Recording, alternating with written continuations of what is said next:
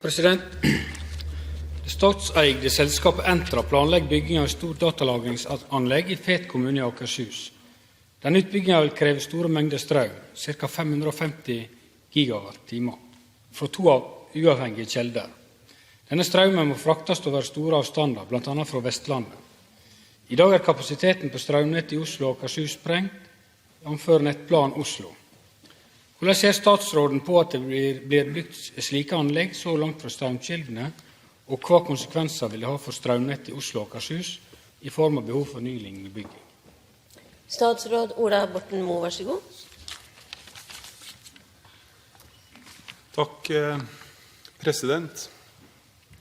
Et godt utbygd overføringsnett er nødvendig for å få produksjon og forbruk til å være i balanse i alle deler av landet. Med et stort innslag av fornybar energi er det ofte vanskelig å unngå avstand mellom produksjon og forbruk. I Norge er betydelige deler av kraftproduksjonen lokalisert på Vestlandet og i Nord-Norge. Østlandet har derimot høyest forbruk av kraft i landet. Det overstiger langt det som kan produseres i landsdelen. Det er derfor nødvendig å produsere kraft inn fra vest til øst og fra nord til sør. Sånn har det alltid vært. I stortingsmelding nummer 14 så har regjeringen blant annet satt seg som mål å legge til rette for næringsutvikling som krever økt krafttilgang. Det innebærer at nettselskapene bør etterstrebe en best mulig tilpassing av nettkapasitet til endringer i forbruk og produksjon, ved å være tidlig ut med planlegging og investeringer. Planleggingen må ta hensyn til at det er stor usikkerhet om den framtidige utviklingen i etterspørsel etter overføringskapasitet. Store forbruksetableringer innebærer relativt store sprang i forbruket, i et område. Noen store forbrukere kan ha effektuttak som er flere ganger større enn en middels stor norsk by. Det er krevende for utviklingen av kraftsystemet. Store forbruksendringer i områder med stram kraftbalanse er en særlig utfordring for overføringsnettet og kan utløse behov for store nettinvesteringer. Det stilles derfor store krav til koordinering mellom forbruk og nett. Nytt forbruk kan etableres raskere enn det er mulig å få på plass nødvendig overføringskapasitet. For at tiltak i nettet skal være på plass i tide, må nettselskapene være godt informert om større planlagte endringer i forbruk og produksjon. I stortingsmelding nummer 14, 2011-2012, og som i Olstingsproposisjon nummer 62 fra 2008-2009 understreker, så er det sånn at regjeringen mener varsler at dette er et ansvar som ikke kan bæres av nettselskapene alene, men som krever et godt samarbeid mellom nettselskap, lokale og sentrale myndigheter og næringsliv.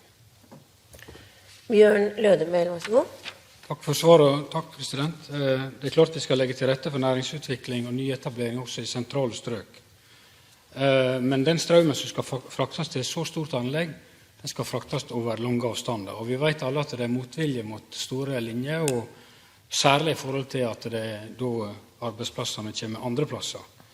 Vi vet også at det er stort strømtap ved å overføre strøm over lange avstander.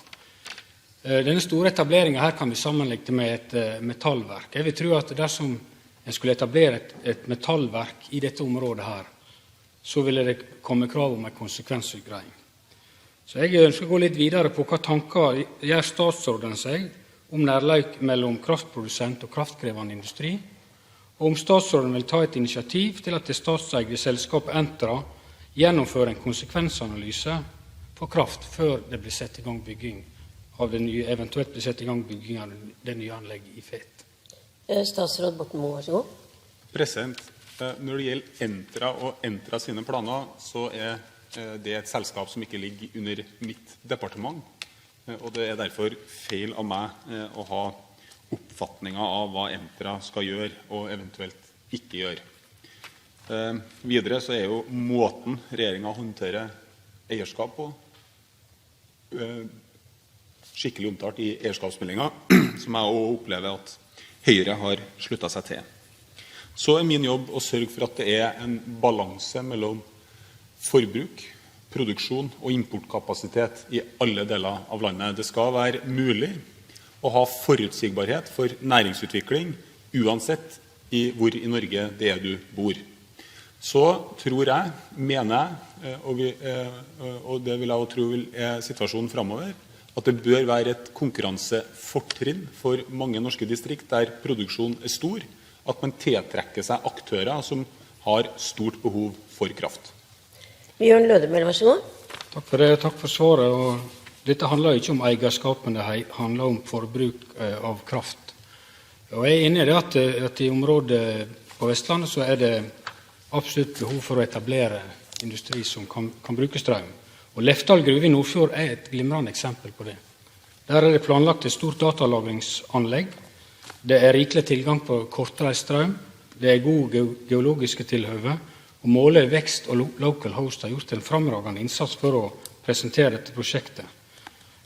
Og vi ser også at det er laget en intensjonsavtale mellom IBM og Lefdal gruve, der også statsråd Giske og statsråd Navarsete var til stede da det ble underskrevet. Det viser jo det at staten også har pekt på at dette her kan være et veldig spennende prosjekt. Og jeg tenker da i forhold til, med bakgrunn at dette er stor kraftforbruker, ser statsråden at det er behov for en nasjonalpolitikk når det gjelder lokalisering av disse typer datasenter,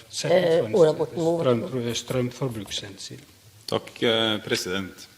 La meg bare få sagt at jeg er veldig for etablering av kraftkrevende industri i Norge. Også etablering av datasenter, datalagringskapasitet og andre installasjoner som krever mye strøm. Det burde ligge utmerket vel til rette for det, både i Sogn og Fjordane og en del andre plasser i Norge. Og vi har jo sett eksempel fra andre nordiske land der store internasjonale dataoperatører har valgt den type lokaliseringer på den type aktivitet. Min jobb som olje- og energiminister er å sørge for at forutsetningene er til stede, og at det er tilstrekkelig med infrastruktur for at den type etableringer blir muliggjort. Og hvis det skjer, så er jeg veldig glad for det. Det mener jeg vil være bra for Norge. Det vil i dette tilfellet være bra for Sogn og Fjordane.